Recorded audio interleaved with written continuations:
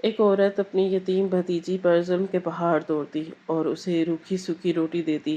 لڑکی صبر سے سب برداشت کرتی اور رات کو چھپ کر کوئی کام کرتی رہتی۔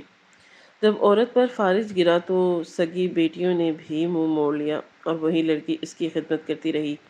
ایک دن عورت نے لڑکی کے کمرے میں جھانکا تو وہاں رکھے ہوئے کچھ کاغذات دیکھ کر ان کی چیخ نکل گئی، کیونکہ اس کی معصوم نظر آنے والی بھتیجی رات کے اندھیرے میں: تم مجھ سے اتنا بڑا جھوٹ کیسے بول سکتی ہو؟ تم ایک معمولی انسان نہیں ہو بلکہ تم تو… میں ابھی اپنا جملہ مکمل کرتی اس سے پہلے ہی راشدہ بولی: ہاں نہیں ہوں میں معمولی انسان، اب کیا کرنا ہے میرا؟ اس گھر میں رکھیں گے کیا یا پھر نکال دیں گے؟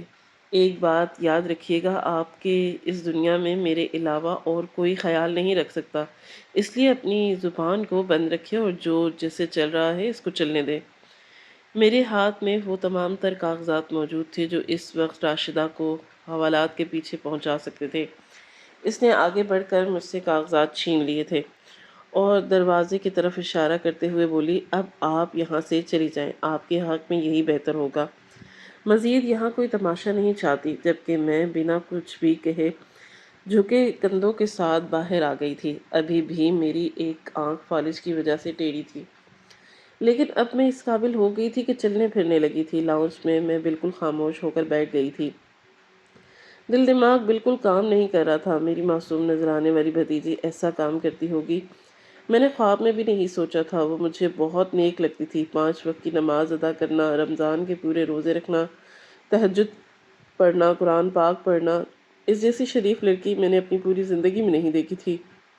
میں اکثر اپنی بیٹیوں کو اس کے جیسا بننے کی تاکید کرتی تھی، لیکن آج مجھے اندر ہی اندر سکون مل رہا تھا کہ میری بیٹیاں اس جیسی نہیں۔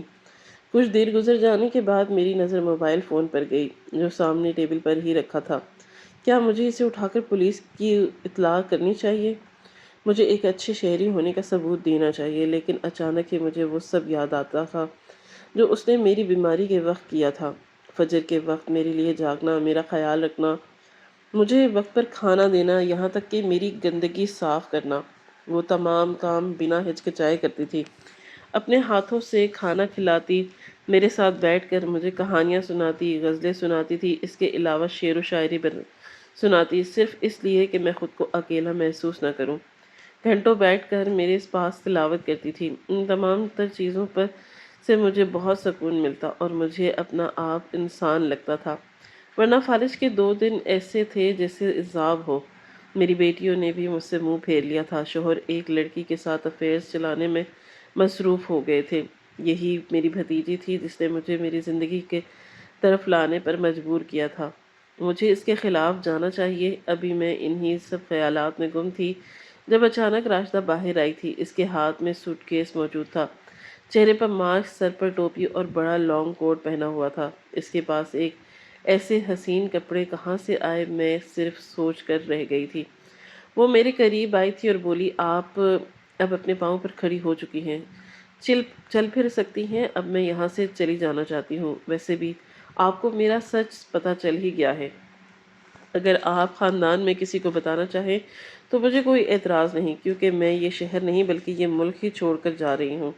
خدا آپ کو اپنی حفاظت میں رکھے، اور ہاں، اپنے شوہر پر تھوڑی نظر کرم کر لے، ورنہ کچھ دنوں میں آپ کے گھر میں سوتن ہوگی اور آپ کی بیٹیاں اور آپ کے گھر سے باہر۔ خدا حافظ۔ میں اس کو روکنا چاہتی تھی، اس کو منع کرنا چاہتی تھی کہ مجھے چھوڑ کر نہیں جاؤ، میں تمہارے بغیر نہیں رہ سکتی، تم اب میرا سہارا ہو، لیکن میں چاہ کر بھی اس کو روک نہیں پائی تھی، کیونکہ جو کام وہ کر رہی تھی بہتر یہی تھا کہ ہم فاصلے پر رہیں۔ میری بیٹیاں مصیبت میں آ سکتی تھی، ہمارا پورا گھر برباد ہو سکتا تھا، اور وہ میری آنکھوں کے سامنے سے چلی گئی، جبکہ میں بے اختیار جھجکتی ہوئی چلی گئی اور آنکھوں سے ٹپ ٹپ آنسو بہنے لگے۔ دل اتنا شدت سے گھبرایا تھا کہ میرا دل کیا کہ اسے پکار لوں، لیکن میں اسے پکار نہیں پائی تھی۔ کافی دیر وہیں بیٹھے رہنے کے بعد میں نے ہمت کی تھی اور اپنے کمرے کی طرف قدم بڑھائے تھے۔ کمرے میں داخل ہوئی، میرے شوہر موبائل چلانے میں مصروف تھے، جبکہ میں انہیں نظر انداز کیے چپ چاپ کھڑکی پر جا کر کھڑی ہو گئی تھی۔ وہ مجھے سڑک پر چلتی ہوئی نظر آ رہی تھی۔ اس کے انداز سے ہی معلوم ہو رہا تھا کہ وہ کوئی معمولی انسان نہیں ہے، بلکہ मैं सिर्फ इतना सोच कर ही रह गई थी, अपने मुंह से अदा करना भी ये अल्फाज मुझे किसी जुर्म की तरह लगते थे। काफ़ी देर वहाँ खड़े रहने के बाद मैं वापस अपने बिस्तर पर आई थी और अपने शौहर को देखा था और अब भी मोबाइल में मसरूफ़ थे। चेहरे पर मुस्कुराहट थी और किसी से बातचीत कर रहे थे। मेरा दिल किया इनके हाथ से मोबाइल छीन कर फेंक दूं, लेकिन मैंने ऐसा नहीं किया था। मैं अभी रोशनी की वजह से बहुत ज़्यादा परेशान थी। एक लम्हा लगा था कि मैं इस माजी में पहुंच गई जब मैंने रास्ता की ज़िंदगी को बदतरीन बनाया हुआ था। आज से 6 महीने पहले मैं अपने घर के किचन में खड़ी खाना बना रही थी जब मेरी छोटी बेटी ने आकर मुझे इत्तला दी थी, मामू के घर से फ़ोन आया है, इनका और ममानी का कार एक्सीडेंट हुआ है, कोई खबर नहीं है, दोनों को अस्पताल ले गए हैं। और राशिदा घर पर अकेली बहुत बुरी तरह रो रही है। मुझे ऐसा लगा था कि जैसे किसी ने मेरे सीने में से हाथ डालकर मेरे दिल को फेंच दिया हो। मेरे सर पर माँ बाप का साया नहीं था, सिर्फ एक बड़े भाई का साया था जो बाप की तरह मेरा ख्याल रखते थे। हर महीने मुझे पैसे देते थे, मेरे घर में राशन डालते थे, क्योंकि मेरे शोहर की आमदनी कुछ खास नहीं थी। 3 बेटियों का साथ था, इसीलिए वो ज़्यादातर जिम्मेदारियाँ मेरे भाई ने ही उठाई हुई थी। मैंने फ़ौरन कमरे में आकर चादर ली, फ़ोन करके अपने शोहर को इत्तला दी और अपनी बेटियों के हमरा अपने भाई के घर पहुंच गई। जैसे ही मैं घर पहुंची, मेरे लिए मौत जैसा मंजर था। दोनों भाई और भाभी की लाशें कफन के साथ लिपटी हुई सहन में रखी हुई थी और मेरी भतीजी इन मैयतों के पास बैठी धाड़े मार मार कर रो रही थी। बाबा, अम्मी जाग जाएं, क्या हो गया है आपको? आप दोनों को ये क्या कर रहे हैं मेरे साथ? आप क्यों मेरी ज़िंदगी को बर्बाद करना चाहते हैं? प्लीज़ जाग जाएं। लेकिन जाने वाले जा चुके थे, इनका उठना मुमकिन ही नहीं था। मेरी आंखें भी भर आई थी, मेरी बेटियां भी रोना शुरू हो गई थी। मैं कदम ब कदम चलती हुई अपनी भतीजी के पास आई थी और इसे अपने सीने से लगाकर हौसला दिया था। बस बेटा, रो मत, ये सब अल्लाह की मर्ज़ी है, हौसला करो। लेकिन इसे कैसे हौसला आ सकता था जब मुझे बहन होकर नहीं आ रहा था? तो फिर वो एक बेटी थी, इसकी हालत देखने लायक थी। वो पागल हो गई थी, ऐसा लगता था जैसे अभी ख़त्म हो जाएगी। चीखें मार मार कर इसने पूरे घर को हैबतनाक कर दिया था। तमाम लोग नम आंखों से बेटी की हालत देख रहे थे। न बाप रहा, न माँ रही। इसका पूरा आशियाना ही उजड़ गया था। इनकी हालत को देखकर ही लगता था कि मेरी आंखों से आंसू शिद्दत से बहने लगे। अब तदफीन की बारी आई थी और भाई और भाभी की मैयत को कंधे पर उठाया जा रहा था। इस वक्त राश्ता बहुत बुरी तरह बिखर गई थी। बाल बिखरे हुए थे, दुपट्टे का होश ही नहीं था। वो अपने बालों को खींच रही थी, चीख रही थी, मैयत को पकड़कर रोए जा रही थी कि मैं अपने अम्मी पापा को नहीं जाने दूंगी। इन दोनों के अलावा मेरे पास कोई नहीं है, मैं कैसे इस दुनिया में रहूंगी? ऐसा मत करे, लेकिन दुनिया का दस्तूर है, मुर्दों को कब्र में जाना ही पड़ता है। ये अज़ल से अब तक लिखा आया है। कभी भी कोई मुर्दा इंसान के साथ नहीं रहा और ना रहेगा, क्योंकि ये अल्लाह के बनाए हुए असूल हैं। इसके लाख लोड़ने के बावजूद मोहल्ले की औरतों ने इसे सख्ती से पकड़ लिया। मेरे हाथ पाँव से बिल्कुल जान निकल चुकी थी, मैं इसे संभाल नहीं पा रही थी। मेरा भी भाव जैसा भाई दुनिया से रुखसत हो रहा था। लोग उन्हें उठाकर ले गए थे और मैं दरवाजे तक गई थी और अपने भाई की मैयत को देखकर मैंने सिर्फ एक अल्फाज अदा किया था, तो कि तुमने मेरा इतना ख्याल रखा था, अब मेरी बारी है, मैं तुम्हारी बेटी की जिम्मेदारी उठाऊंगी। लेकिन मैं जानती ही नहीं थी कि ये अल्फाज मुझ पर कितने भारी पड़ जाएंगे। भाई भाभी की तदफीन हो चुकी थी और मेरे शोहर और मेरे बाकी मर्द हजरात मगरिब के वक्त घर आए थे। मेरी भतीजी सहन से नहीं गई थी, वो वहीं पर बिखरे बालों के साथ बैठी हुई। औरतों ने उसके सर पर दुपट्टा पहना दिया जो बार बार उतर रहा था और उस बात का भी उसे एहसास नहीं था कि वो किसी तरह बैठी है। मैं अब इसके पास से एक लम्हा नहीं उठी थी। ये सब दुनिया दिखावे के लिए नहीं कर रही थी, इस वक्त मुझे वाकई ही तकलीफ़ हो रही थी। वो एक मासूम बच्ची थी और इसके माँ बाप इस दुनिया से चले गए थे। इससे ज़्यादा दुख उस वक्त किसी को नहीं हुआ था। मैं धीरे धीरे इसको समझा रही थी कि होश करो, तुम्हारे माँ बाप तुम्हें इस हाल में देखकर बहुत तकलीफ़ में होंगे। मुर्दों को बहुत अजियत होती है। अगर तुम्हें तकलीफ़ हो रही है, तुम्हें अल्लाह के सामने बैठकर रो लो, अपने दिल की भड़ास निकाल लो, लेकिन इस तरह में ये मत करो। मगर इसका हाल बहुत ही अबतर था। वो मेरी किसी बात का जवाब नहीं दे रही थी, बस اسی جگہ کو دیکھتی جا رہی تھی جہاں اس کے ماں باپ کی میت رکھی ہوئی تھی۔ میرے شوہر جیسے ہی گھر میں داخل ہوئے، میری بھتیجی کو جیسے جھٹکا لگا تھا اور وہ ہوش میں آ گئی۔ وہ میرے شوہر کو دیکھتے ہوئے بیگانہ انداز میں بولے، چھوڑا ہو، میرے ماں باپ کو چھوڑائے ہو؟ کیسے اس تنہا جگہ پر رہیں گے؟ بابا کو تنہائی سے وحشت آتی ہے اور میں امی کے بغیر نہیں رہ سکتی۔ آپ جاؤ اور میرے ماں باپ کو لے آؤ، وہاں نہیں رہ سکتے وہ، یا پھر مجھے چھوڑاؤ، میں ان کے پاس بیٹھ کر انہیں حوصلہ دوں گی۔ آج ان کے لیے بہت بھاری رات ہے۔ وہ بالکل بہکے بہکے انداز میں بول رہی تھی۔ میرے بھائی کی بیٹی پورے خاندان میں سب سے اول ترین لڑکی تھی، پڑھائی میں اچھی، خوبصورتی میں بھی اچھی، اس کی مثال ہی الگ تھی، لیکن آج اس کی حالت بہت خراب لگ رہی تھی۔ ماں باپ کو کھو دینا کوئی معمولی بات نہیں ہوتی، وہ اور وہ بھی ایک ساتھ۔ اگر باپ اس دنیا سے چلا جائے تو ماں اپنی اولاد کو سمیٹ لیتی ہے، اور اگر ماں دنیا سے چلی جائے تو اس طرح باپ کے شفقت کا ہاتھ رکھ کر بیٹی کے درد کو ختم کر دیتا ہے۔ لیکن اب اسے نہ ماں نظر آ رہی تھی اور نہ باپ۔ اس کا درد میں اس طرح بہکنا عام بات تھی۔ میرے شوہر نے قریب آ کر اس کے سر پر ہاتھ رکھا اور بہت نرمی سے بولے تھے کہ بیٹا حوصلہ رکھو، اللہ تمہیں صبر عطا کرے۔ اس وقت مجھے میرے شوہر بہت اچھے لگے تھے۔ انہوں نے ایک باپ کا کردار ادا کیا تھا۔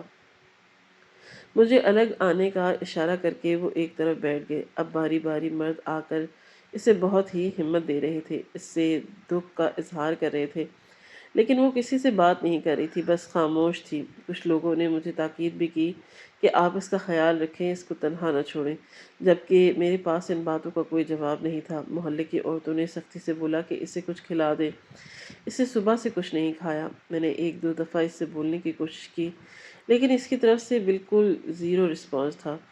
ایسی حالت میں کس کے حلق سے نوالا کیسے اترے گا؟ سب لوگوں کے جانے کے بعد میں اٹھی تھی اور اپنے شوہر کے برابر میں بیٹھ گئی۔ وہ مجھے دیکھتے ہوئے بولے، اب آگے کیا کرنا ہے؟ کچھ سوچا ہے؟ تمہارا میکا تو ہے ہی نہیں، یعنی نہ کوئی دوسرا بھائی، نہ کوئی بہن، اور نہ ہی کوئی ایسا رشتہ دار جو تمہاری بھتیجی کی ذمہ داری لے۔ اب اس کا کیا کرنا ہے؟ ان کی بات سن کر میں بولی، کرنے سے کیا مراد ہے آپ کی؟ مجھے اس کی باتوں سے تھوڑی عجیب لگی تھی۔ وہ مجھے دیکھتے ہوئے بولے، کرنے سے مراد یہ ہے کہ تمہاری بھتیجی کو ہم اپنے گھر لے جا رہے ہیں، کیونکہ اس کے علاوہ تو کوئی حل نہیں۔ میں اب سوچنے پر مجبور ہوئی تھی۔ واقعی یہ بات میرے شوہر نے بالکل ٹھیک بولی تھی۔ میرے شوہر پر تو کوئی ایسا تھا ہی نہیں جو میری بھتیجی کو سنبھالتا۔ جب ہی میرے خاندان ان کی کچھ عورتیں مجھے دبے لفظوں میں کہہ رہی تھی کہ اب تم ہی اس کی سرپرست ہو، تمہاری بھتیجی اب تمہاری ہی ذمہ داری ہے۔ اس وقت میں نے صرف سر ہلایا تھا، لیکن اب ان باتوں کا مطلب سمجھ آیا تھا کہ میں نے سر اٹھا کر اپنی بھتیجی کو دیکھا تو اس کی حالت واقعی ہی قابل رحم تھی۔ میں نے اپنے شوہر کو سمجھا دیا تھا کہ ہاں، اس کو لے کر جانا پڑے گا، باقی اللہ کی مرضی ہے۔ بیٹیاں اللہ ہی کی رحمت ہوتی ہیں، اس کے صدقے ہمیں رزق مل جائے گا۔ میرے شوہر نے کوئی جواب نہیں دیا۔ انہیں پہلے ہی اپنی 3 بیٹیوں کی فکر نہیں تھی، اور بھلا میری بھتیجی کی کیا فکر ہوتی؟ وقت کی رفتار آگے بڑھتی جا رہی تھی اور پورا دن اور رات میں اپنی بھتیجی کے ساتھ ہی رہی تھی، اور پھر اگلے دن سویم کی نیاز کہ میں نے اپنی بھتیجی سے بات کرنے کا ارادہ کیا۔ میں اس کے کمرے میں داخل ہوئی اور اپنے ماں باپ کی تصویر لے کر بیٹھی ہوئی تھی۔ میں اس کے پاس ہی بیٹھ گئی۔ وہ مجھے خاموش نظروں سے دیکھ رہی تھی، چہرہ بالکل خشک ہو رہا تھا، لیکن آنکھیں لال، ایسا لگ رہا تھا کہ جیسے اندر کا تمام تر غبار آنکھوں میں سمایا ہوا ہے۔ وہ مجھے دیکھتے ہوئے بولی، یقیناً آپ مجھ سے یہی بات کرنے آئی ہیں کہ میں آپ کے ساتھ آپ کے گھر چلوں، لیکن پھپھو، آپ کے اپنے خیالات ٹھیک نہیں ہیں، اور آپ میری ذمہ داری کیسے لیں گے؟ وہ مزید کچھ کہتی اس سے پہلے ہی میں اس کو دیکھتے ہوئے بولی، بس ان باتوں کا کوئی فائدہ نہیں ہے۔ تمہاری سرپرست اب میں ہی ہوں، تمہارے آگے پیچھے کوئی بھی نہیں ہے، اور تم ابھی صرف اور صرف 20 سال کی ہی ہو۔ میں تمہیں اپنے ساتھ لے کر جاؤں گی، اور ہو سکتا ہے اسی سال تمہیں رخصت کر دوں۔ بس اب تم دعا کرو تمہارے لیے رشتہ اچھا مل جائے، اور ایک اچھے گھرانے سے ملے، تاکہ جہیز کا بھی کوئی مسئلہ نہ ہو۔ میں تمہارے ساتھ کوئی لگی لپٹی بات نہیں کروں گی، میں سیدھی اور اسٹریٹ بات کروں گی۔ تمہیں میرے گھر جا کر محنت کرنی ہوگی، یعنی نوکری بھی کرنی ہوگی اور گھر کے کام بھی۔ میں تمہیں اس گھر میں نہیں چھوڑ سکتی اور نہ تم یہاں رہ سکتی ہو۔ محلے کے لوگ تمہیں یہاں اکیلے تنہا نہیں رہنے دیں گے۔ لوگ پہلے ہی تمہاری حالت کو دیکھ کر بہت باتیں بنا رہے ہیں۔ وہ بالکل خاموش ہو گئی تھی۔ شاید اس نے بھی میرے آنے سے پہلے فیصلہ لے لیا تھا کہ وہ مجھے دیکھتے ہوئے بولی، ٹھیک ہے، میں آپ کے ساتھ چلنے کے لیے راضی ہوں، اور رہی نوکری کی بات، میں پہلے ہی نوکری کرتی ہوں، آپ کو پیسے مل جایا کریں گے، میں آن لائن جاب کرتی ہوں۔ میں نے حیران ہو کر اس کی طرف دیکھا تھا۔ آج سے پہلے میرے بھائی نے کبھی بھی اس طرح کی کسی بات کا ذکر نہیں کیا تھا۔ اچانک یہ جاب کہاں سے آ گئی؟ مگر میں چپ رہی اور اسے سامان سمیٹنے کا بول دیا۔ شاید اس کا ارادہ تھا کہ میں اس کا سامان سمیٹوں گی، لیکن مجھ میں اتنی ہمدردی بھی نہیں تھی۔ میری اپنی بہت ذمہ داریاں تھیں۔ میں باہر آ گئی تھی۔ میری بیٹیاں بس انتقال کے روز ہی آئی تھی اور اگلے دن ان میں سے کسی کا ایک نے بھی جھانکا بھی نہیں تھا۔ مہمان وغیرہ باہر تھے۔ میں اب سب سے ہمدردی لے رہی تھی۔ ہاں، اب میں ہی اپنی بھتیجی کے سرپرست ہوں۔ آپ لوگوں کو اگر اس کی مدد کرنی ہے پیسوں سے یا پھر کسی بھی اشیاء سے، تو آپ مجھ سے رابطہ ضرور کریے گا، کیونکہ میرے شوہر کی بھی آمدنی اتنی نہیں ہے۔ میری بھی اپنی 3 بیٹیاں ہیں۔ اب جتنا جلدی ہو سکے گا میں اس بچی کو رخصت کرنے کی کوشش کروں گی، تاکہ میرے بھائی کی روح کو سکون مل سکے۔ کافی لوگوں نے دبے انداز میں مجھے پیسے بھی دیے تھے۔ جاتے جاتے اتنے لوگوں نے پیسے دے دیے تھے کہ میرے پاس لاکھ روپیہ تک جمع ہو گیا تھا۔ نہ چاہتے ہوئے بھی میرے لبوں پر مسکراہٹ آئی تھی اور آنکھوں میں لالچ چمکنا شروع ہو گیا۔ میرے بھائی کو مرے ابھی 24 گھنٹے بھی نہیں ہوئے تھے، لیکن میں کیا کرتی؟ انسانی فطرت ہے، پیسہ دیکھتے ہی وہ کھل اٹھتا ہے۔ میرا عالم بھی کچھ ایسا ہی تھا، یعنی میری بھتیجی میرے لیے لاٹری کا ٹکٹ بن سکتی تھی۔ میں نے فوراً ہی اپنا ارادہ ملتوی کر دیا تھا۔ میں اس کی شادی اتنی جلدی نہیں کروں گی، ابھی اس کے ذریعے مجھے بہت سا پیسہ کھینچنا ہے۔ تھوڑی دیر کے بعد ہی وہ اپنا سامان لے کر باہر آ گئی تھی اور میں ایک طائرانہ نگاہ اپنے بھائی کی گھر پر ڈال کر اسے باہر لے آئی تھی اور گھر پر تالا لگا دیا تھا۔ اگر میں اس گھر کو بیچ دیتی ہوں تب بھی ایک بڑی اماؤنٹ میرے پاس آ جائے گی، جس میں میں اپنے تینوں بیٹیوں کی شادی دھوم دھام سے کر سکتی تھی، اپنے شوہر کو ایک چھوٹا کاروبار کروا سکتی تھی اور میری واقعی لاٹری نکل آئی تھی۔ میں نے اب اچھے طریقے سے ان باتوں پر غور کیا تھا۔ ایک لمبی مسافت طے کر کے میرے گھر آ گئے تھے اور اندر داخل ہوتے ہی میں نے اپنا وہ روپ اختیار کیا جس کی شاید میری بھتیجی کو بالکل بھی توقع نہیں تھی۔ میں نے اندر داخل ہوتے ہی اس پر حکم صادر کر دیا تھا کہ میرے لیے اور میرے شوہر کے لیے چائے بنا کر کمرے میں لے آؤ، اور وہ مجھے پھٹی پھٹی نظروں سے دیکھ رہی تھی۔ شاید اسے اس چیز کا اندازہ بالکل بھی نہیں تھا۔ اچانک ہی میرا دماغ گھوم گیا تھا۔ میں پہلے ہی نیند اور کام کی وجہ سے چڑچڑی ہوئی تھی، اسی وجہ سے میں نے بنا سوچے سمجھے زوردار تھپڑ اس کے منہ پر رسید کر دیا اور بے اختیار 2 قدم پیچھے ہوئی تھی اور مجھے دیکھنے لگی، جبکہ میں آگے بڑھ کر اس کا بازو تھام کر بولی، ایک لمحے میں تمہاری اکڑ نکال دوں گی۔ تمہارا باپ یا تمہاری ماں زندہ نہیں ہے جو میرے سامنے کھڑی ہوئی ہے۔ وہ کرو جو میری بات سن کر وہ کچھ دیر خاموش رہی اور پھر جی بول کر کچن میں چلی گئی۔ مجھے لگا تھا کہ ایک لمبا لیکچر آئے گا، وہ مجھے سمجھائے گی، اور میں نے بھی سوچ لیا تھا کہ اگر اس نے آگے سے ایک لفظ بھی بولا تو میں اسے اچھے طریقے سے بتاؤں گی کہ میں اس کے ساتھ کیا کچھ کر سکتی ہوں۔ لیکن میں نے اس کے ساتھ فی الحال کچھ بھی نہیں کیا تھا۔ وہ میرے لیے چائے بنا کر لے آئی تھی۔ چائے کافی اچھی بنی تھی، اس لیے میں صرف اتنا ہی بولی تھی کہ اب جاؤ اور آرام کرو۔ وقت کی رفتار دھیرے دھیرے آگے بڑھتی جا رہی تھی۔ دن بدن میرے ظلم بڑھتے جا رہے تھے۔ گھر کا پورا کام میں اسی سے کرواتی تھی اور رات کے وقت نہ جانے اپنے گھر سے لائے ہوئے لیپ ٹاپ، موبائل، ٹیبلٹ میں کچھ نہ کچھ کرتی ہی رہتی تھی۔ مجھے اس بات سے کوئی فرق نہیں پڑتا تھا۔ مجھے صرف اور صرف مہینے کے آخر کا انتظار تھا کہ کب وہ میرے ہاتھ میں پیسے رکھے گی۔ اور وہ دن بھی آ گیا اور اس نے مجھے پورے 50,000 روپے میری ہتھیلی پر رکھے تھے اور مجھے کہا تھا کہ بس مجھے اگر دن میں بھی تھوڑی مہلت مل جائے تو یہ 50 میں لاکھ کو کر دوں۔ میں واقعی بہت متاثر ہوئی اور میں نے دن میں بھی اسے ریلیف دینا شروع کیا تھا، اور اگلے مہینے کے آخر میں اس نے میری ہتھیلی پر پورے 1.5 لاکھ روپے رکھے تھے۔ میری آنکھیں پھٹی کی پھٹی رہ گئی تھی۔ اس بار میں پوچھے بغیر نہیں رہ پائی کہ تم کیا کام کرتی ہو؟ اس نے بہت ہی سادہ انداز میں بولا تھا کہ بس کوئی بڑا کام نہیں، بس یوٹیوب پر ایک دو چینل ہے، اسی سے کماتی ہوں۔ لیکن مجھے کچھ اور ہی لگا تھا، کیونکہ بتاتے ہوئے اس کی زبان کئی دفعہ لڑکھڑائی تھی۔ دن ہفتوں میں اور ہفتے مہینوں میں تبدیل ہو گئے اور اسے میرے گھر رہتے ہوئے 5 مہینے کا عرصہ بیت گیا۔ آج صبح سے ہی مجھے اپنی طبیعت بہت عجیب لگ رہی تھی، بار بار ایسا لگ رہا تھا کہ جس سے میرا منہ ٹیڑھا ہو رہا ہے۔ مجھے لگا شاید میرا وہم ہوگا، لیکن اچانک میری طبیعت بگڑی اور میں بے ہوش ہو گئی تھی، اور کئی گھنٹوں بعد جب مجھے ہوش آیا تو میرا آدھا دھڑ بالکل سن رہا، اور بیٹیوں کے منہ سے ہی معلوم ہوا کہ مجھے فالج گرا ہے۔ میں بہت روئی تھی، ایسا لگا کہ جس سے میرے پاس اب کچھ بھی نہیں بچا۔ میں دھاڑے مار مار کر روتی رہی، میرے قریب کوئی نہیں آ رہا تھا۔ تینوں بیٹیاں بس یہ بتا کر چلی گئی۔ میرے شوہر بھی دوسرے کمرے میں چلے گئے تھے۔ ان کا کہنا تھا کہ اب کچھ بھی ہو نہیں سکتا تمہارے ساتھ، جو مسئلہ ہوا ہے وہ اب دھیرے دھیرے ٹریٹمنٹ کے ساتھ ہی ٹھیک ہوگا۔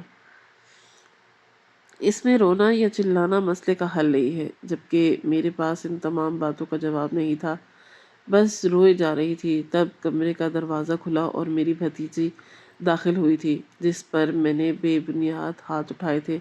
چیخی تھی، چلائی تھی، اس کو حقیر سمجھا تھا، حالانکہ وہ کما بھی رہی تھی اور میرا گھر بھی سنبھال رہی تھی، اور میری 3 بیٹیاں جو بالکل نکارہ تھی، نہ انہوں نے پڑھائی کی نہ گھرداری سیکھی، ہر وقت موبائل میں لگی رہتی تھی، اور انہی کی طرح ان کا باپ بھی تھا، نہ کچھ کماتا تھا نہ کچھ کرتا تھا، بس ہر وقت موبائل چلاتا رہتا تھا، اور میرے قریب بیٹھ گئے تھے۔ میرے آنسو صاف کرتے ہوئے نرمی سے بولی، آپ کو کوئی مستقل مرض نہیں ہوا، یہ چند دن میں ٹھیک ہو جائے گا۔ ڈاکٹر سے بات ہوئی ہے، انہوں نے بولا ہے مشکل سے صرف 15 دن لگیں گے، اور اگر آپ خود کوشش کریں گی تو یہ 15 دن بھی کم ہو سکتے ہیں، اور اگر آپ اسی طرح روتی رہیں گی، چیختی رہیں گی، دوسروں پر امید لگائیں گی، تو یاد رکھیے گا یہ 15 دن نہیں 15 مہینے میں بدل جائیں گے، اور 15 سال بھی ہو سکتا ہے۔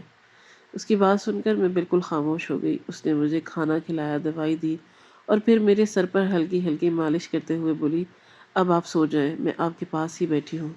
اسی طرح اس نے مسلسل میری خدمت کی تھی، اور 1 مہینے میں اس نے مجھے چلنے پھرنے کے قابل کر دیا۔ 15 دن میں بالکل بھی ٹھیک نہیں ہوئی تھی، لیکن ہاں، 1 مہینے میں میری حالت کافی بہتر ہو گئی تھی۔ میں واپس پہلے جیسے بول پا رہی تھی، چل پا رہی تھی، اور اپنے کام بھی کر رہی تھی۔ مجھے میری بھتیجی سے بہت لگاؤ ہو گیا تھا۔ رات کے 2 بج رہے تھے جب میں اس کے کمرے میں اس احساس سے گئی تھی کہ اس کے کمرے کی لائٹ جل رہی ہے، اور یقیناً وہ کام کر رہی ہوگی، لیکن وہ واش روم میں تھی۔ اس کا لیپ ٹاپ وغیرہ کھلا ہوا تھا، وہاں پر بے شمار قسم کے نمبرز چل رہے تھے، اور پاس کافی کاغذات بکھرے ہوئے تھے۔ میں نے ایک کاغذ اٹھا کر دیکھا۔ میں ایک پڑھی لکھی عورت تھی، جاہل عورت نہیں تھی۔ میں جیسے جیسے کاغذ پر لکھی ہوئی تحریر پڑھتی جا رہی تھی، میری جان نکل رہی تھی، کیونکہ ان کاغذات پر جو لکھا ہوا حقیقت ہے بہت دور تھا۔ میری حالت بالکل بے جان ہو گئی، اور اسی پل میری بھتیجی آ گئی، اور اب وہ اس گھر میں نہیں تھی۔ میں ابھی اپنے خیالوں میں ہی گم تھی جب میرے شوہر نے مجھے پکارا تھا، کیا بات ہے کلثوم، اس طرح کیوں بیٹھی ہو؟ میں اب ہوش کی دنیا میں آئی تھی۔ وہ مجھے دیکھتے ہوئے بولے، کیا ہوا ہے، اس طرح کیوں بیٹھ کر گئی ہو؟ لیٹ جاؤ، طبیعت پہلے ہی تمہاری خراب ہے۔ ان کی بات سن کر میں بولی، راستہ گھر چھوڑ کر چلی گئی ہے، سامان لے گئی ہے۔ میری بات سن کر وہ بولے، پاگل ہو گئی ہو، پتہ بھی ہے کیا بول رہی ہو؟ میں نے سر ہاں میں ہلایا اور ان کو دیکھتے ہوئے بولی، میں سچ کہہ رہی ہوں، وہ گھر چھوڑ کر چلی گئی ہے۔ اب کیا ہوگا؟ اس وقت مجھے گھر کے خرچ کی فکر نہیں تھی، فکر تھی میری بھتیجی کی کہ وہ کہاں جائے گی، کیسے رہے گی۔ اس کے انداز کو دیکھ کر میں اتنا تو سمجھ گئی تھی کہ اس کے لیے یہ دنیا بہت معمولی ہے، وہ لوگوں کو بہت اچھے طریقے سے پہچانتی ہے اور ان کا مقابلہ بھی کر سکتی ہے، لیکن ایک ماں ہونے کی حیثیت سے مجھے اب اس کی فکر ستانے لگی تھی، کیونکہ رات کا بہت وقت ہو رہا تھا۔ میرے شوہر بولے، کچھ بتایا تھا اس نے کہاں گئی ہے؟ کیا تم نے اس پر ہاتھ اٹھایا تھا؟ میں نے سر نفی میں ہلایا اور انہیں دیکھتے ہوئے بولی، میں نے اس پر ہاتھ نہیں اٹھایا، اور نہ ہم دونوں کے درمیان کوئی بات ہوئی۔ بس اس نے سامان اٹھایا، مجھے بولا کہ میں جا رہی ہوں، اور وہ چلی گئی۔ کہاں گئی مجھے کچھ پتہ نہیں۔ میرے شوہر بولے ہو سکتا ہے وہ اپنے ماں باپ کے گھر چلی گئی ہو، میں جا کر دیکھوں۔ میں نے فوراً رضامندی دے دی۔ انہیں یقیناً گھر کے خرچ کی فکر تھی۔ وہ گھر سے نکل گئے تھے اور سیدھا بھائی کے گھر گئے۔ تھوڑی دیر کے بعد ہی ان کی کال آ گئی تھی کہ یہاں تو تالا ہے، وہ یہاں نہیں ہے۔ وہ کہاں گئی؟ میرے پاس اب کوئی جواب نہیں تھا۔ میں اپنا سر تھام کر بیٹھ گئی۔ مجھے بہت رونا آ رہا تھا۔ آج مجھے احساس ہوا تھا کہ اس کی اہمیت میری زندگی میں کتنی زیادہ تھی۔ پوری رات جیسے تیسے بیت گئی تھی۔ اگلی صبح کا سورج پوری آب و تاب سے روشن ہوا تھا۔ میں، میرے شوہر اور میری بیٹیاں ڈائننگ ٹیبل پر بیٹھی ناشتہ کر رہے تھے جب گھر کی ڈور بیل ہوئی تھی۔ مجھے لگا کہ راشدہ آئی ہوگی۔ میں کھانا چھوڑ کر دروازے کی طرف بھاگی تھی۔ میں نے جیسے ہی دروازہ کھولا، سامنے پولیس کی وردی میں ایک اہلکار، ایک وکیل کھڑے ہوئے تھے۔ میں حیران ہو کر ان کی شکل دیکھنے لگی۔ جب پولیس آگے آئی اور مجھے دیکھتے ہوئے بولی، آپ کے پاس صرف اور صرف 2 گھنٹے ہیں۔ آپ کو اپنا گھر خالی کرنا ہوگا اور چابی ہمارے ہاتھ میں دینی ہوگی۔ ان کی بات سن کر میں حیران ہو کر بولی، دماغ ٹھیک ہے آپ کا؟ آپ کو پتہ بھی ہے آپ بول کیا رہے ہیں؟ وہ بولے، بی بی ہم بالکل ٹھیک بول رہے ہیں۔ یہ گھر جس کا ہے اس نے آپ کے خلاف کمپلین درج کی ہے۔ اگر آپ نے گھر خالی نہیں کیا تو ہم قبضہ کرنے کے جرم میں آپ کو گرفتار کر لیں گے۔ میں فوراً بولی، یہ گھر میرا ہے، کس نے آپ کو کمپلین کر دی ہے؟ دماغ زیادہ چل گیا ہے آپ کا۔ آپ لوگوں کا۔ میرے شوہر اور میری بیٹیاں بھی باہر آ گئی تھی۔ وہ مجھے دیکھتے ہوئے بولے، دماغ بی بی آپ کا چل گیا ہے جو آپ اہلکار کے ساتھ اس طرح گفتگو کر رہی ہیں۔ آپ کو اپنی زندگی پیاری نہیں ہے؟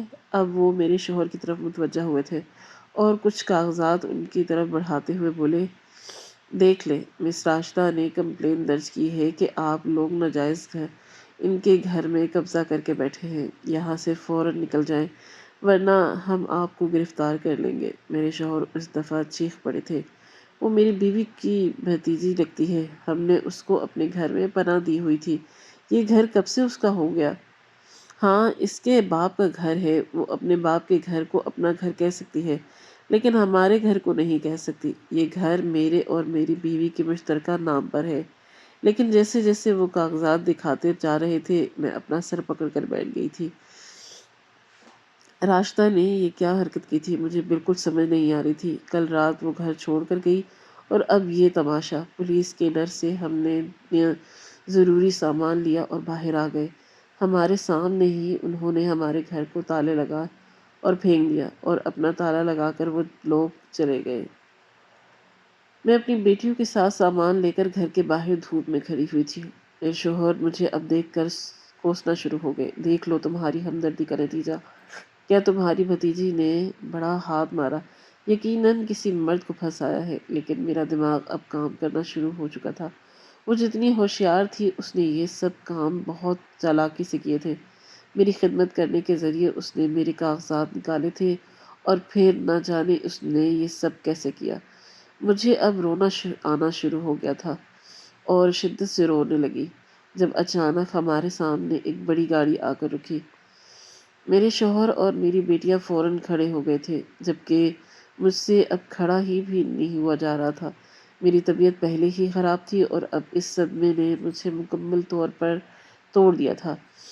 اس گاڑی سے 2 آدمی باہر آئے تھے، کپڑے بہت ہی عمدہ پہن رکھے تھے۔ وہ میری بیٹیوں کو اور میرے شوہر کو نظر انداز کیے میرے قریب آ کر کھڑے ہو گئے تھے اور مجھے دیکھتے ہوئے بولے، مس راشدہ نے ہمیں آرڈر دیا ہے کہ آپ سب کو ایک گھر پہنچانا ہے، آپ کی اجازت ہے تو ہم یہ سامان اندر رکھ لیں؟ میں نے حیران ہو کر ان کو دیکھا تھا اور بولی، وہ خود کہاں پر ہے جو تم لوگوں کو کون ہو، کیوں بھیجا ہے تم لوگوں کو اس نے تم لوگوں کو؟ وہ بولے کہ دیکھیں میڈم، ابھی کچھ بھی بتانے کا ہمارے پاس ٹائم نہیں ہے۔ میڈم نے بولا ہے جتنا جلدی ہو سکے آپ سب کو یہاں سے شفٹ کرنا ہے کیونکہ ابھی آپ سب کی جان کو خطرہ ہے، اس گھر پر دھماکہ بھی ہو سکتا ہے۔ اگر آپ کو اپنی جان عزیز ہے تو پلیز ہمارے ساتھ تعاون کر لیں۔ وہ لوگ اتنی سنجیدگی سے بولے تھے کہ میں بری طرح خوفزدہ ہو گئی تھی۔ وہ اپنی بچیوں کے ساتھ اس گاڑی میں بیٹھ گئے تھے اور لوگ گاڑی سڑک پر ڈال چکے تھے۔ میرا دل اب بہت زیادہ گھبرا رہا تھا اور دماغ میں کئی طرح کے خیالات آ رہے تھے۔ کہ یہ سب کیا ہو رہا ہے، راشدہ آخر کرنا کیا چاہتی ہے، اس کے دماغ میں چل کیا رہا ہے۔ میرے شوہر اور بیٹیاں مجھے بہت پریشان دیکھ رہے تھے، لیکن میں نے کسی سے کوئی بات نہیں کی تھی کہ آخر وہ کیا کام کرتی ہے۔ وہ گاڑی ہمیں ایک بڑے بنگلے پر لے گئی اور تاکید کی گئی کہ ابھی آپ لوگ جا کر آرام کریں، آپ سے میڈم رات کو کھانے کی ٹیبل پر ملاقات کریں گی۔ ابھی فی الحال وہ بہت زیادہ مصروف ہے۔ میں نے کوئی جواب نہیں دیا اور اندر چلی گئی۔ اس ٹینشن نے مجھے اتنا تھکا دیا تھا کہ میں دوائی لے کر واقعی ہی سو گئی تھی۔ میری آنکھ شام 5 بجے کے قریب میری بیٹی کے اٹھانے سے کھلی تھی۔ امی، نیوز دیکھیں، ہمارے گھر کا کیا حال ہو رہا ہے۔ آپ دیکھیں۔ اپنی بیٹی کی بات سن کر میں نے فوراً اپنے موبائل میں نیوز لگائی تھی اور اپنا سر پکڑ کر بیٹھ گئی تھی۔ وہ آدمی بالکل ٹھیک بول رہا تھا۔ میرا گھر آگ کے شعلوں میں بھڑک رہا تھا۔ میری آنکھوں میں آنسو آ گئے تھے۔ کتنی محنت کے ذریعے ذرا ذرا کر کے میں نے اس گھر کو بنایا تھا، اور آج اس کی حالت کو دیکھ کر مجھے بہت رونا آ رہا تھا۔ میں اتنا روئی کہ میری ایک بار پھر حالت خراب ہونا شروع ہو گئی اور فوراً ہی ڈاکٹر کو بلایا گیا۔ انہوں نے مجھے تاکید کی تھی کہ اب آپ روئیں گی نہیں، آپ نے اب صرف آرام کرنا ہے، ورنہ آپ کی طبیعت خراب ہو جائے گی۔ جبکہ میں چپ ہو گئی تھی۔ مجھے اب صرف اور صرف راشدہ کا انتظار تھا، وہ آئے اور میں اسے پوچھوں کہ یہ سب کیا ہے، اسے کیا حاصل ہوا ہے۔ لیکن 2 دن بیت گئے تھے، اس سے ہماری ملاقات نہیں ہوئی تھی۔ میں نے پورا گھر دیکھ لیا اور بہت ہی عالیشان طرز پر بنا ہوا تھا۔ اتنا حسین گھر میں نے پہلے کہیں نہیں دیکھا تھا۔ وقت کی رفتار دھیرے دھیرے آگے بڑھتی جا رہی تھی اور پورے 15 دن بعد ملازمین نے بتایا تھا کہ آج میڈم گھر واپس آ رہی ہیں اور انہوں نے بولا ہے کہ وہ صرف اپنی پھپھو سے ملاقات کریں گی، وہ بھی 2 گھنٹے۔ وہ ڈرائنگ روم میں پہلے ہی بیٹھ جائیں۔ میری بیٹیاں اور میرے شوہر، ان سب کو بھی تجسس ہوا تھا، لیکن اس گارڈ نے ان میں سے کسی ایک کو بھی ڈرائنگ روم کے قریب بھٹکنے نہیں دیا۔ بس میں ہی بیٹھی تھی، اس کا انتظار کرتی رہی۔ میرے اندر کئی سوالات گردش کر رہے تھے۔ میں اس سے ہر سوال کا جواب چاہتی تھی۔ اس سے پوچھنا چاہتی تھی کہ یہ سب کر کے اسے کیا حاصل ہوا۔ میں مانتی ہوں میں نے تم پر ہاتھ اٹھایا، تم پر بلا وجہ ظلم کیا، لیکن تم نے میرا گھر جلا دیا۔ یہ سوال مجھے اندر ہی اندر تکلیف پہنچا رہا تھا۔ تقریباً 10 منٹ کے بعد کمرے کا دروازہ کھلا تھا اور پینٹ شرٹ پہنے داخل ہوئی تھی۔ آنکھوں پر کالا چشمہ لگا ہوا تھا۔ اس کے دیکھ کر میں اپنی جگہ سے خود بخود کھڑی ہو گئی تھی۔ وہ خاموشی سے آ کر سامنے صوفے پر بیٹھ گئی اور سلام کر کے بولی، آپ بیٹھ جائیں، پریشان نہ ہو، میں آپ کی ہر سوال کا جواب دوں گی۔ آپ خاموشی سے بیٹھ گئی تھی اور مجھے دیکھتے ہوئے بولی، آپ کی طبیعت کیسی ہے، کیسا محسوس کر رہی ہے، کوئی پریشانی تو نہیں ہو رہی اس گھر میں؟ میں اس گھر کو دیکھتے ہوئے بولی، تم مجھے بتاؤ، تم نے میرے گھر کے ساتھ کیا حرکت کی ہے؟ سب سے پہلے تم نے اس گھر کو اپنا نام کیا، اس کے بعد اسے جلا دیا۔ میں مانتی ہوں تمہیں ایک بہت بڑی ہیکر ہو، ملک کے لیے کام کر رہی ہو، فوج کے ساتھ تمہارا تعلق ہے، دشمنوں کو پکڑتی ہو، بہت پیسے تمہیں اس کام کے ملتے ہیں، لیکن کیا تم میرے ساتھ بھی ایسا کرو گی؟ تمہارے باپ کی بہن ہوں میں۔ میری بات سن کر وہ بولی، ساری باتیں آپ نے اپنے منہ سے خود کی ہیں، اور اس کے بعد آپ خود پوچھ رہی ہیں کہ میں نے یہ سب کیوں کیا اور کس وجہ سے کیا؟ آپ کو لگتا ہے کہ میں آپ کا گھر جلاؤں گی یا میں اپنے گھر کا باپ کا گھر جلاؤں گی؟ آپ نے شاید نیوز ٹھیک طرح سے نہیں دیکھی، ہمارے دونوں گھر جلا دیے گئے ہیں، اور یہ میں نے نہیں بلکہ دشمن نے کیا ہے۔ مجھے پہلے ہی اطلاع مل چکی تھی کہ دونوں گھروں پر بم گرنے والا ہے، اس لیے میں نے آپ لوگوں کو وہاں سے نکالا اور یہاں پہنچایا۔ آپ لوگوں کی سیکیورٹی میری ذمہ داری ہے، کیونکہ آپ سب میرے خاندان سے ہیں۔ اس دن میں نے کوئی اور کاغذات نہیں بلکہ اسی قسم کے کاغذات دیکھے تھے جس میں درج تھا کہ میری بھتیجی ایک ماہر ہیکر ہے اور اس کے تعلق عام جگہ سے نہیں بلکہ فوج سے، اس کے علاوہ میرے پولیٹیشین سے بھی اور بھی بہت سے محکموں سے تھا۔ وہ بہت بڑے پیمانے پر کام کر رہی تھی اور اتنے بڑے عہدے پر ہو گئی تھی کہ میں نے کبھی نہیں سوچا تھا۔ یہ گھر بھی اسے اپنے کام کی جگہ سے ہی ملا تھا۔ وہ مزید بولے، میں جانتی ہوں آپ اس وجہ سے بھی ناراض ہیں کہ میں نے آپ کا گھر اپنے نام کیوں کروایا، کیونکہ وہ لوگ آپ کو اور آپ کے شوہر کو ٹارگٹ کرنے کا ارادہ رکھتے تھے، کیونکہ میں اس گھر میں رہتی تھی۔ مجھے بلیک میل کر رہے تھے کہ آپ کو اور آپ کے شوہر کو ٹارگٹ کر کے مجھے گھٹنوں کے بل بٹھائیں گے، اسی لیے میں نے تمام کہانی کو گھما دیا اور آپ کا گھر اپنے نام کر لیا، جس کی وجہ سے وہ لوگ بالکل بے بس ہو گئے۔ یعنی آپ کو اگر نقصان پہنچایا بھی جاتا تو ان کی نظر میں مجھے کوئی فرق نہیں پڑتا، مگر پھر مجھے اندرونی خبریں ملنا شروع ہو گئی کہ آپ ہمارے گھروں پر بم گرائیں گے تاکہ سب کچھ تباہ ہو جائے، اور پھر میں نے پورا چینل چلایا، رات میں ہی وہاں سے نکل گئے اور آپ سب کو صبح نکال دیا۔ ابھی تک میں یہاں اس لیے نہیں آئی تھی کیونکہ میں پاکستان میں نہیں تھی، میں دبئی میں تھی۔ یہاں پر میں محفوظ نہیں تھی، ایک دشمن کے ساتھ میرا سامنا ہو گیا تھا۔ میں انڈر کور کام کرتی ہوں، یعنی میرا چہرہ کہیں پر بھی شو نہیں ہوتا، لیکن ان کے پورے ڈپارٹمنٹ کو میرا پتہ چل گیا تھا، اسی وجہ سے میں نقصان میں آئی تھی۔ مگر اب سب کچھ ٹھیک ہو چکا ہے، وہ پورا نظام میں نے ہیک کر لیا ہے، ان لوگوں کو ہم پکڑ چکے ہیں اور اب سب کچھ سیف ہے۔ میں آپ کے سامنے بہت شرمندہ ہوں کہ آپ نے میں اپنی اتنی بڑی بیماری میں اتنی پریشانی دیکھی۔ مجھے معاف کر دیں، یہ گھر میرا اپنا ذاتی ہے جس کا میں ½ % آپ کو بطور تحفہ دوں گی، کیونکہ میری وجہ سے آپ کا گھر جلا اور وہ پراپرٹی آپ کے پاس اب بھی موجود ہے۔ ہاں، سامان آپ کا جل چکا ہے، آپ کی بیٹیوں کی شادی میں اپنے بل پر کروا لوں گی۔ جس طرح میرا باپ آپ کا خیال رکھتا تھا، اسی طرح میں بھی آپ کا خیال ہی رکھوں گی، کیونکہ میں اپنے باپ کی روح کو سکون پہنچانا چاہتی ہوں۔ میں ماضی کا سب بھول چکی ہوں۔ میں جانتی ہوں کہ آپ یہ سب اپنی بیٹیوں کی وجہ سے کرتی تھی، کیونکہ وہ لوگ آپ کو مجبور کرتی تھی غصہ کرنے پر، لیکن آپ بے فکر رہیں، میرے دل میں آپ کے لیے کوئی برائی نہیں۔ وہ بالکل میرے بھائی کی طرح بول رہی تھی، میری آنکھوں سے آنسو نکل گئے تھے۔ میں قریب گئی تھی اور اسے گلے لگا کر خود معافیا مانگی۔ ٹھیک ہے، مجھے معاف کر دو، میں نے ناجائز تم پر ظلم کیا، تمہارے دکھ کو دکھ نہیں سمجھا بلکہ اس دکھ کا مذاق بنایا، لیکن اس نے مجھے خاموش کروا دیا۔ ماضی میں سب کچھ بھول چکی تھی، لیکن اس کی آنکھیں بتاتی تھی کہ وہ بہت درد میں ہے۔